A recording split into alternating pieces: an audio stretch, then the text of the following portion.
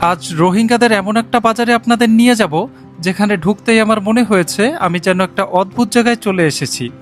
এখানে এমন অনেক জিনিস বিক্রি হতে দেখবেন যেগুলো বাংলাদেশের সাধারণত আপনি আর অন্য কোথাও খুঁজে পাবেন না। বিশ্ব খাদ্য কর্মসূচি WFP এবং বিভিন্ন আন্তর্জাতিক সংস্থা রোহিঙ্গা শরণার্থীদের জন্য যে ত্রাণ সামগ্রী দিয়ে থাকে, পুষ্টিকর খাবার, জরুরি খাদ্য, টর্চ লাইট, হুইল চেয়ার, এমনকি দুর্যোগের সময় টিকে থাকার জন্য তৈরি বিভিন্ন সার্ভাইভাল কিট, এসব কিছুর অংশই কিন্তু এখানে এসে পৌঁছায়। অনেক পরিবার নিজেদের প্রয়োজনের অতিরিক্ত অংশ বিক্রি করে দেয়, আর সেখান থেকেই তৈরি হয় এক ভিন্ন ধরনের অর্থনীতি।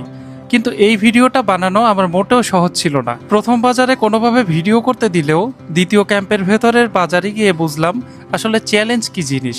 সেখানে মানুষের সঙ্গে কথা বলা তো দূরের কথা, ক্যামেরা বের করে কোনো দিক তাক করে ভিডিও করাটাই ছিল সবচেয়ে কঠিন কাজ।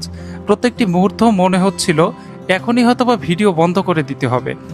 আর সবাই কিন্তু আমার দিকে খুবই অদ্ভুতভাবে তাকাচ্ছিল, যেহেতু আমি লোকাল না। তাই আমি যতদূর সম্ভব তাদের বিরক্ত না করে আপনাদের জন্য তথ্য জোগাড় করে নিয়ে এসেছি।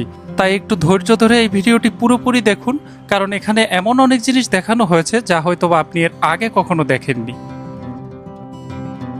এর আগের ভিডিওতে আমি আপনাদের দেখিয়েছিলাম কিভাবে এসি টেন্টের মধ্যে মাত্র 2000 টাকায় এক রাত থাকা এবং 3 বেলা খাবার সহ একটি প্রাইভেট বিচে ঘোরা কমপ্লিট করেছিলাম। চাইলে সেই ভিডিওটিও আপনি দেখে আসতে পারেন। রোহিঙ্গা ক্যাম্পে যাওয়ার এই যাত্রাটা আপনি কিন্তু কক্সবাজার থেকেই শুরু করতে পারেন। কক্সবাজার বাস স্ট্যান্ড থেকে চাইলেই আপনি বাস ধরে মাত্র 80 টাকা দিয়ে চলে যেতে পারেন একদম বালুখালী বাজারে। কিন্তু আমার যাত্রাটা যেহেতু মেরিন ড্রাইভ থেকে ছিল, আমি প্রথমে মেরিন ড্রাইভের থেকে একটি অটো নিয়ে জনপ্রতি 20 টাকা দিয়ে যাই সোনাপাড়া বাজারে। সোনাপাড়া বাজার থেকে জনপ্রতি 50 টাকায় যাই কোর্ট বাজার, এবং কোর্ট বাজার থেকে জনপ্রতি 50 টাকায় আবার পৌঁছে যাই বালুখালী বাজারে। এদিকে কিন্তু সাধারণত এই সিএনজিগুলোই চলে, আর এই সিএনজিতে যাবার রাস্তাটা কিন্তু খুবই সুন্দর। আপনি যখন যাবেন মন ভরে চারিপাশের প্রকৃতি এত সুন্দর করে উপভোগ করবেন যে এত দীর্ঘ সময় যে কখন শেষ হয়ে যাবে সেটা কিন্তু আপনি নিজেও খেয়াল করবেন না।